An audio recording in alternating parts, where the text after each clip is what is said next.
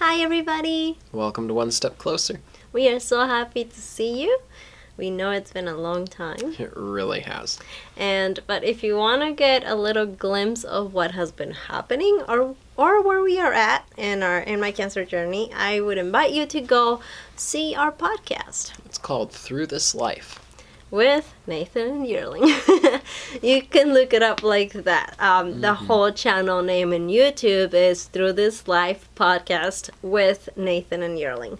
So if you want to do that, that'll be amazing. That way you get to hear more of our life. Our life, yeah. And not that we don't share a lot with you guys on this channel, but the conversational kind of format, the podcast, really lets us dig into stuff in a way that we just can't really do on this channel. So that is true. That's why we really want to motivate you to go see, so you can really get to know us a lot more. Yeah. So I got Through This Life. We're still trying to figure out how to get it out there in other social media, like the actual Apple Podcast and Spotify and all that. But for right now, we're still on YouTube. Yeah. But here is part 2 of the cancer journey. One Step Closer, Christian Life. So last time we had spoken about me experiencing some pain after having bled for such a long time. I was really weak. So we decided to go to the hospital.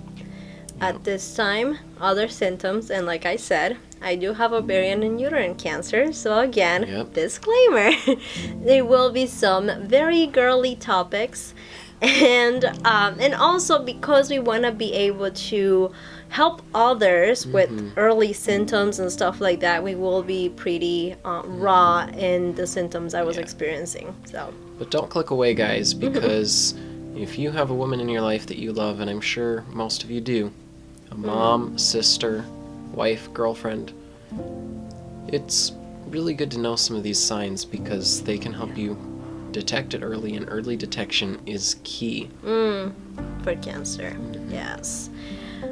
Yeah, and so that is why we want to really share everything how it actually happened, especially concerning the symptoms of what I had. So it's gonna be kind of embarrassing for me, but I'm gonna say them too. It's not easy, but I'll say it. So one of the other reasons why it was hard for me to be more outspoken with my husband, and remember, we had just gotten married, so it's not like we knew each other that much to just talk about bathroom stuff. So I was feeling constipated. And so nobody really knew in the house what that was for me, but it was tough to use the bathroom, and like I said, the pain, it got really intense. I could barely move, and I forgot what the other symptom was. Can you remember? I remember a lot of bleeding. Yeah, true. Yeah, those were the 3 main ones, right, at that time. You did finally tell me about the constipation. Yeah. And between that, the pain, and all the bleeding, that's probably when I started to get concerned. Really? And early on, I think I was the one that was more concerned about it than you were. You were just like, this is kind of normal. I've been through this before. Because we had just gotten married, so I was like, again, by the way, I'm always wearing a pad. Again, men, watch out for your girl. Watch out for her. Yeah. Because you may be able to see something that she's missed. That is true. Yeah. So then my husband and my wife. No. No, guys, I don't have a wife. No, my husband. We're keeping that in, right? Maybe bloopers. Yeah. So bad. No, my husband and my mom, they ended up taking me kind of forcefully to the doctor. But at this point, I was also more like, yeah, okay, you guys are right. Let's figure out what else is out there for me. And so as soon as I kept telling the doctor, it hurts. I'm constipated. I feel really bloated. Oh, that's what it was. That was it. I was feeling heavy. I was like, I'm not pregnant, and my stomach keeps getting big. Didn't you tell me that people were actually asking you if you know how far along you were? Yeah, that was in the last video. I think I shared some yeah. of them in the last video. Yeah, It was so that funny, was- but just so embarrassing, and ugh. Yeah. Well, now we know better. Etiquette 101, guys. Don't do that. You just never know. And that is a big sign. Like, if you are feeling bloated constantly, huge. I'm gonna make a video, and I think I already recorded it, so I just have to edit it, where I talk more about that, like symptoms that I had that I ignored, and how I could have probably caught this a lot sooner. Yeah. So yeah. Things we learn. I get to the doctor and I say, I am bloated, I'm feeling this way, I'm constipated, it hurts here, it doesn't stop, it's really burning. I could see his eyes, remember? His eyes just started to get a little worried. That was the first big sign for me that this is totally not normal. Yeah. And to me, those symptoms was kind of normal. To me, at least. I was like, constipated. I mean, people get constipated, you know? Bleeding. Okay, I'm a woman. And then bloated. It's like, everything was just kind of like, okay, I didn't think the seriousness of this until I saw his face. And that's when he said, you know, I think we need to get to the root of this. For now, we're going to give you, what did he give me? I don't remember The powder thing. A laxative. Yeah, that and pain pill. He said you make sure you take this every 3 hours. I think 6 hours it was at that time. 6 hours, yada yada yada. So we're just gonna relieve the pain and the symptoms for now. Like I mentioned before, I had no insurance, and I was so blessed to have this doctor that was a medical missionary, and so that helped a lot because he said tomorrow I have this group of people that are doing their internship. Is that what it was? Yes, I think it was. Right? They were students. And so he said because they are practicing, they can do an ultrasound for you for free. I was so thankful for that. And I loved how insistent he was. Like, you know, it has to be soon. And not only that, it was perfect timing actually, because I mean, it's not like they went there every day. They just happened to be there tomorrow, like the next day. So we were really thankful for that. So then the next day comes. I went to the appointment with my husband. We waited for a while. When it was our turn, we saw the students also kind of worried, remember? We asked, you know, what are you seeing? Is that normal? Is that okay? And they're like, it's different, but I'm not allowed to say anything that I'm seeing here. I'm not allowed to tell you anything. Yeah, but they were big on that, which we haven't really encountered from any technicians since then. They, you know, they won't diagnose, but they will tell us if they see something. You know? Baby. We will get to it too, but no, most don't. The only doctors or nurses that have been telling me were the fertility doctors. Yeah, you're right. Which makes it really hard. But we'll get to what we experienced afterwards. But pretty much, they were just kind of like, interesting. So they make sure to look all over where it was hurting, and I really appreciated how much they really took their time on that. And then the doctor, well, after everybody was done, there was a good number of us getting ultrasounds. Most people was because they were pregnant, so that was exciting for them. So they would just go to the doctor, and the doctor would just say, usually happy news, like it's all good, it's all healthy, and it was so quick. So we're like, okay, the next step is gonna be quick. We just go see the doctor and get out. But for us, he was like, please give me a minute, I'll be right there. Interesting. Yeah, it was tense. Yeah, that is when we thought, okay, something isn't not okay. And not only that, but when he came out, he took us all the way in the back room where he had an image showing the whole body. And, you know, we were like, okay, this is really serious. And that's when I thought, or this is where the confusion thing happens, because I thought he said I had a tumor in my uterus. because he, in my head, he pointed at the uterus and he said, and at this point, excuse for my uneducated mind, okay, but I had never paid so much attention to the body, I guess, the body terminology, because I didn't know which one was my uterus and which one was my ovary, or whether we have 2 uteruses or is it 2 ovaries. So I know anatomy class can be really boring, but this is where it comes in handy to know. Yeah. And I was really clueless, and so anyways, but I was happy though that my husband was there and he was able to pay attention and explain things more clearly to my mom and I afterwards. So he was saying, I saw a mass, so a ball, and it's on this side, and we need to do something about it, but I can't do it. He's like, I can only go so far as a medical missionary. So I would encourage you to please go to the ER as soon as you can. So when he said that, that's when we started to be really worried. Yeah. I think, we were already worried, but I think that's when probably it started to get through to you especially. Yeah, but surprisingly, we also took it well. I think for a regular person at that time, they would be shaking. We were like, oh, wow, we're dealing with that. All right, how do we move forward? I remember us being very strong, and I was like, God, you're really helping us through this, because I'm not feeling totally bummed out. We didn't really have any other choice. So. That is true. Yeah. All we could do was this move girl, forward. she's not somebody who lets things get her down that easily. So.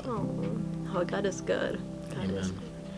So then, after that, we decided, okay, we're gonna go home. We're going to be very gentle in the way we present this to our family, my parents, really, and let's go from there. We were about a week away from my brother's wedding. Yeah. So it was a lot of mixed feelings as we were getting ready for his wedding. We were worried about my health. He was very worried about my health. And at the same time, any wedding can be very stressful. So then that's why it was like, our minds were everywhere. Also remember that it had only been, 2 months since we had gotten married? Yeah. So. Not too long at all. Yeah. And so then. It's only 2 months, babe. Yeah. A lot to go through in a really short amount of time. Yeah. And we definitely got to know each other really closely after all this. Oh, man. 'Cause I needed a lot of help in places that I didn't think I would need help this soon. But yeah. So now we can talk about anything and everything, pretty much. Pretty much. But, so benefits. But then what ended up happening is we went to the ER. We told them about what we were told by the doctor. They did an ultrasound, and again, everybody completely worried. They couldn't recognize exactly what I had. All they said is, you really need to go see an oncologist, and she'll tell you where to go from there. ASAP. Remember, we still do not have insurance at this point. Yeah, so we're doing all this by faith. Because until that step alone was over $2,000. Just going to the ER, just talking to the nurses, 2,000? all of that. That doesn't even seem like that much compared to what it got up to. That is true. But that's where it started. And even then, it was like, how are we going to do this? But you know what? Let's keep moving forward. We have no option. We got to go to the next appointment. Yeah. So, for the next appointment, we were a little more worried. We did take blood tests and all sorts of different tests, so that way it's an easier process, or a faster process once we see the oncologist. When we see the oncologist, not the oncologist, I mean the gynecologist, right? Yeah. Yeah. So for that one, the rules are really strict on that appointment. And oh yeah, that was the one. I couldn't go in with you. He couldn't go in with me. So. COVID. Yeah. So there I was. COVID figured out a way to make even this worse. Yeah, I mean, it made everything worse. But there were some benefits too that we're gonna tell you about too. So True. I don't know. We've learned to enjoy anything we can, even if it's really bad. That's honestly what this taught us. And it's just been challenges after challenges. And you'll hear more in the upcoming videos, but God is good. That's all we can say. That's what my dad always said in any trial. God is good. Or even when things were good or bad or whatever it is, let's never forget that. Because he is. Yes. And so there I was, walking into the hospital by myself, worried at what I was going to be told, because I was pretty much going in for answers. Then, as soon as I sit down, the nurse comes. Why are you here? What are your symptoms? I'm like, I'm the girl that just went to the ER. I was referred to here. Oh, okay, yeah, we know everything about you. Don't worry, this and that. Like, they knew all of it. I was just like, yeah, you're right. Yep, you got it. Well, I was worried at how fast-paced everything was. And then the doctor came in. She's like, here, I'm just going to tell you how it is. I'm not going to sugarcoat anything because you got to hear it. I'm like, okay. And she's like, you ready? I'm like, yeah. And then she's like, you have cancer. You only have 5 years to live or less. We don't know. It could be. Just letting you know, from now moving forward, that's mainly what we're looking at. It could be just a tumor. Most likely it is. You are young, but at the same time, I think most likely it's cancer. And like I told you, you don't have much time to live. You gotta really start processing everything fast like this. The moment cancer is on the table, everybody starts treating you like it's the end. Yeah. That's something you have to be prepared for if you think that, if there's potential that you might have cancer, everybody is going to tell you, and not necessarily that it's true, but everybody is going to tell you you're dying. Yeah. And you got to act fast. Yeah. It's a lot of pressure. And at that time, it was my first time hearing all this. Mm-hmm. And I was praying. I was asking God to give me strength. I was by myself, like I said. And everything was so fast-paced, I wasn't sure how to react. I think, again, God gave me strength to say, okay, yeah, I hear you. What would you recommend to do next? Just exactly with the voice. As much as my body was in shock, my voice had to be firm and go also straight to the point, right? And so as soon as the doctor said, well, right now I want to get another test because I think we're going to look more into ovarian cancer now.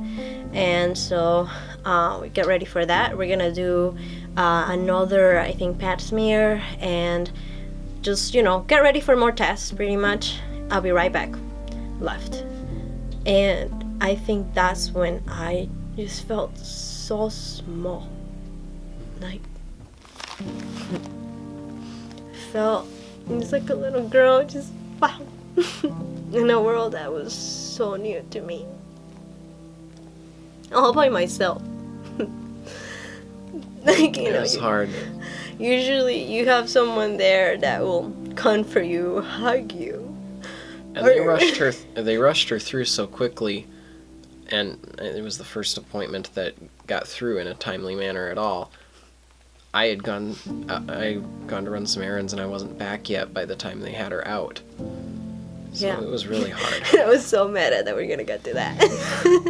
I'm not gonna let you go for that. Yeah. No, but oh my jolly. We have our goddaughter in the background. She's like that.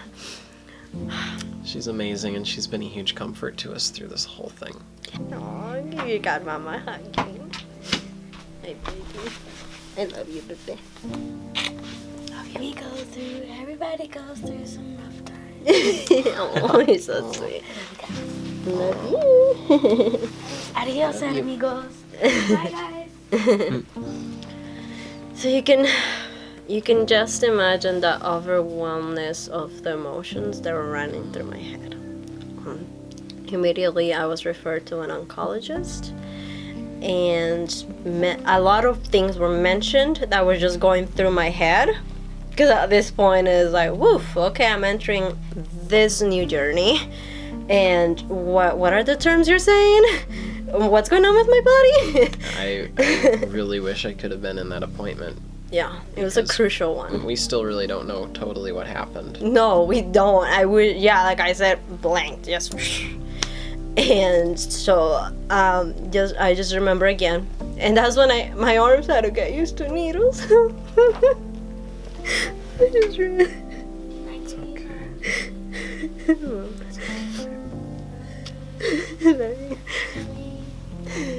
So many needles. I would tell her that I wished that I could get an IV too with her.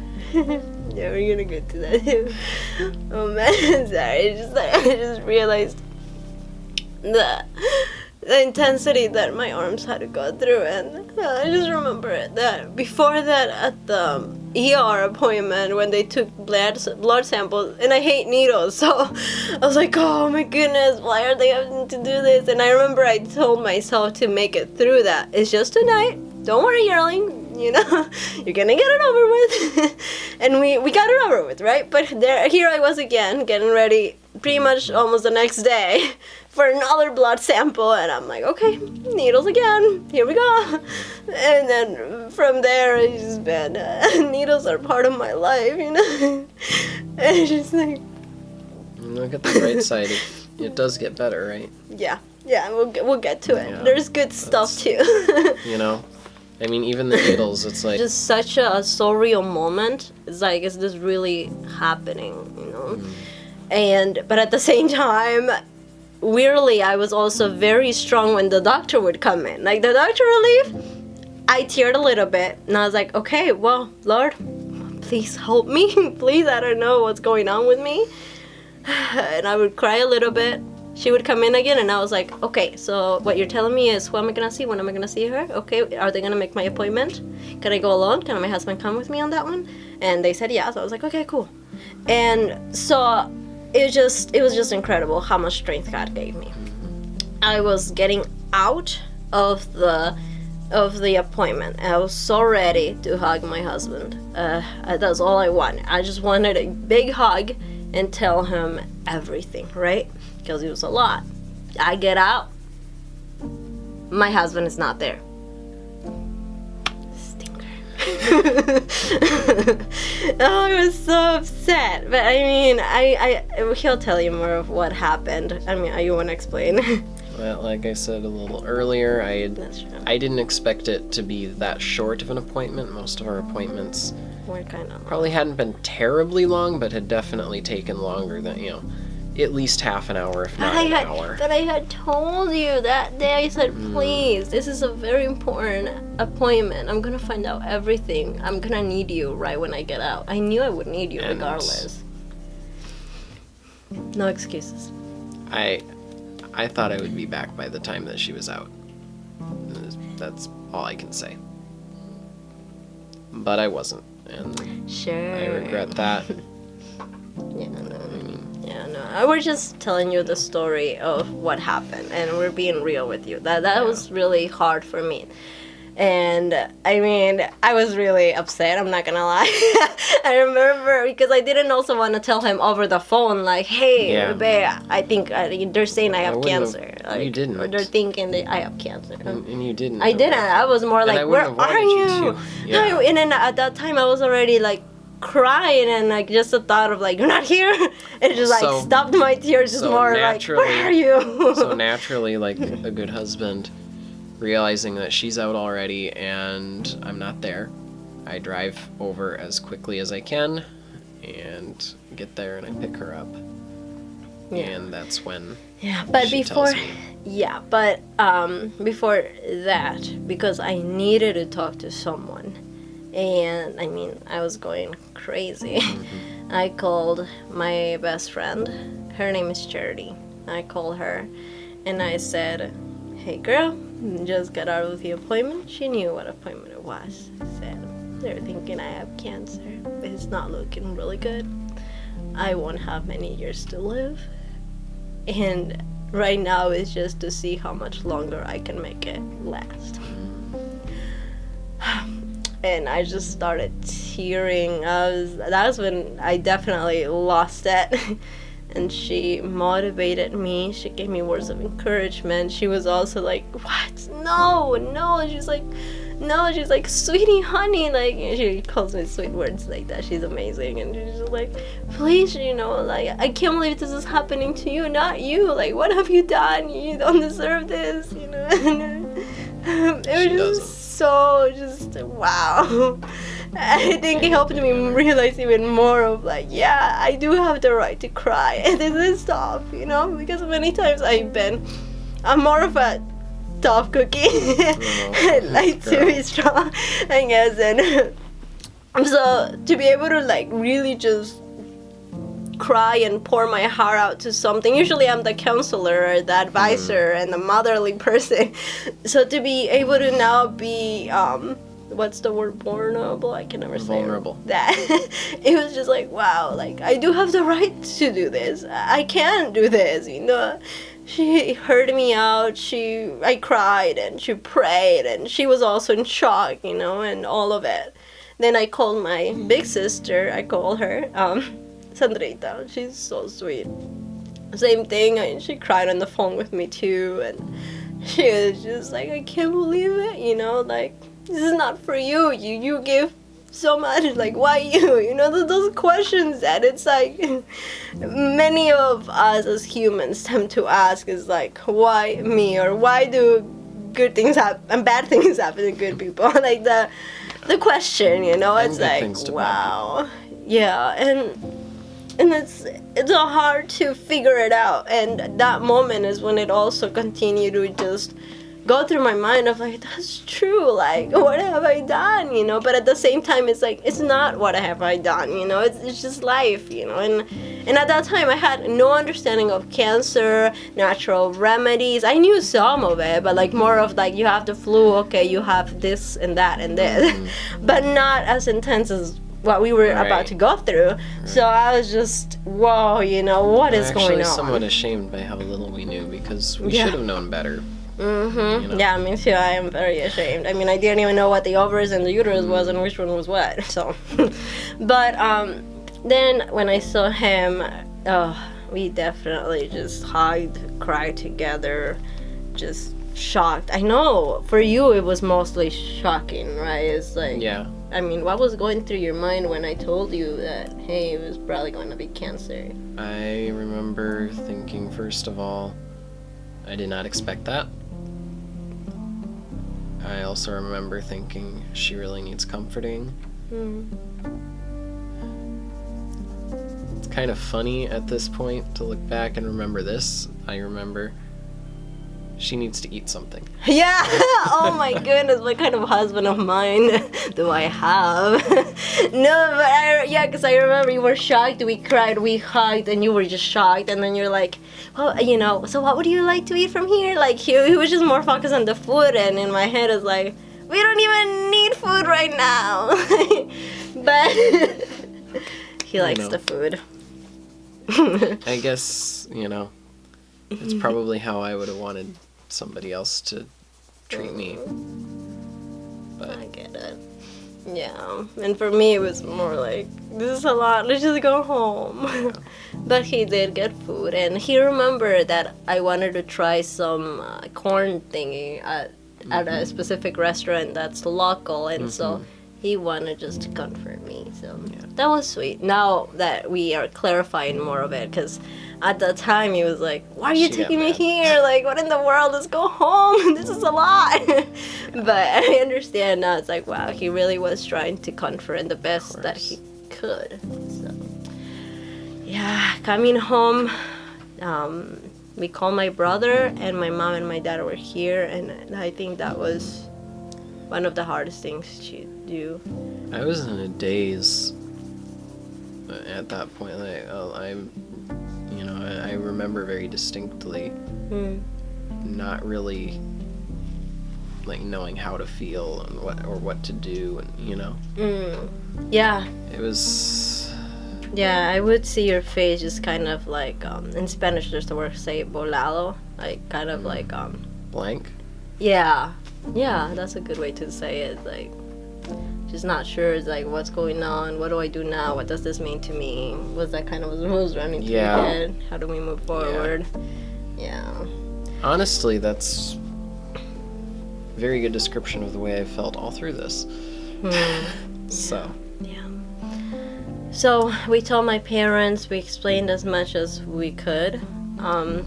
But like I said, we were still, I mean, there was a small chance that it was not cancer, so we were trying our best to hold on to that, especially when it concerned to reporting it to my parents and my brother. We were more towards the side of like, hey, actually, I never told them that they had told me that I was dying until some months ago. I said, this is why it was really hard. And also that day we were going to start driving down to my brother's wedding. So I didn't want to make it tougher than what it already was, you know. So I just reported the main things, you know. It could be this or it could not be. You know, they're pretty serious about it. So as soon as we get back, we do have to go to more appointments. And so let's just, you know, I do have a mass, it's confirmed, this and that, you know. I never really went in depth into the emotional aspect of my life and what that could mean to me. And so that's when we decided to just do our best to move forward from it and go to my brother's wedding. And I remember that night this is the night before my brother's wedding, after decorating everything, we went to bed, and that's when I researched more about cancer symptoms and what ovarian cancer was, what uterine cancer was, just everything. And that's when I looked at you before going night, remember? And I said, babe, I really think I have cancer, remember? And you told me, honestly, from what we're reading and everything, and I think you had done your own reading. You said, I think we're heading that direction too. And that was the only night that I really cried out for God to have mercy on me and for my health, like for especially concerning cancer. Like I cried almost all night. Poor husband of mine, but he was just there and just trying to do his best to comfort me. But that's when I got scared. I was struggling to stay awake. Yeah, that's true. I have trouble with that, and that's something that we'll probably touch on more. Yeah. But and I think that would be good for you to give them more of your perspective and as a husband, how to help someone that's going through cancer. Yeah. And something that a lot of people maybe don't talk about is the fact that it will affect you too. It will affect your health mentally and sometimes physically. And there's just a lot of ways that it does that, and some of those ways might make it harder for you to do the things that you know you need to do to be a supportive husband. That's how it was for me. I knew that I had to do all of these things, but I was not in a condition where I was able a lot of the time. Because he was also going through it. And that hurt us a lot. Yeah, and like you said, we will. It's important to take care of, more. If you're a caregiver for somebody with cancer, it's important to take care of yourself as well, because you're not doing them any good if you're not okay. So that night, I was even getting myself ready for chemotherapy and all the possible treatments I was going to go through. Like whether I should shave my head before I start chemo or after. How would I deal with it emotionally? What are the physical symptoms after chemo? And just getting my mind and my body and just my emotional health ready for all of this. And that's the night that I told myself, just pour out your heart. Just cry as much as you can. Give your life to Christ right here. Like, no, not give your life to Christ, but like give this situation to Christ completely. And I allowed myself to just totally express myself. I ended up sleeping barely. That I slept. When I woke up, I remember I thought, wow, I slept. Didn't even feel like I was, but I remember my mom hugging my brother. Sorry. because I was going to the, as soon as I woke up, I was in pain, so much pain. I was constantly in pain. And I remember I was like, man, why am I in pain now? Today is my brother's wedding. So I'm getting out of the room and seeing my brother just crying on my mom's shoulder, and I overheard them before they saw me, that he was saying, why my sister, why, and all the same questions of like, not her, why her? And that just touched my heart so much. And I acted like I didn't hear anything. I acted strong. And I just said, hey, good morning, Harley, you got here. And I just kind of cheered them up a little bit. They asked me if I was in pain. I said, I'll be okay. And I just went in the bathroom, closed the door, and make sure it was locked. And I was like, Lord, help me. I was in so much pain. And it was my brother's wedding day. And I remember I said, God, we gotta put this together. I was so strong with God. It's like, Lord, I don't know how, but if you got me to here, is because you're gonna help me to get out of here. Amen. So somehow or another, this pain is going to stop. I don't know how, but my brother's day is not gonna get ruined. And I prayed. I still had the pain, okay? But I kept going about my day. Went to sleep for a little more. No, I was just laying down. I couldn't sleep after that. And slowly but surely, the pain went away. I was surprised because the pain was there constantly. Remember, I was barely walking. I couldn't really do things the right ways. I was sick. And so I was shocked because God had answered my prayer. That day, if you see me on the videos, I'm there running. I was making sure everything was in place for the live video that we were gonna do for his wedding. I was decorating, putting things up and down, and like... It was, she was like a new person. Well, more like the old yearling.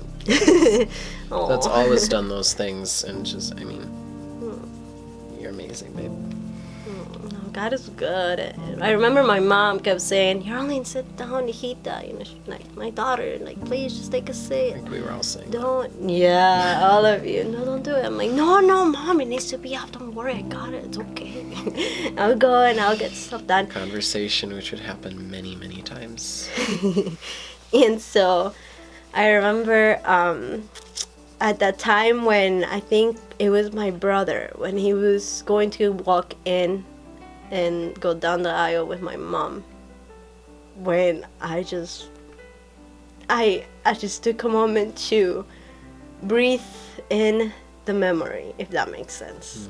Just absorbed everything, and I said, God, what if this is my last time with my family? What if I'm experiencing some last memories of my life? And it's because of the words that I was told that I'm dying, right?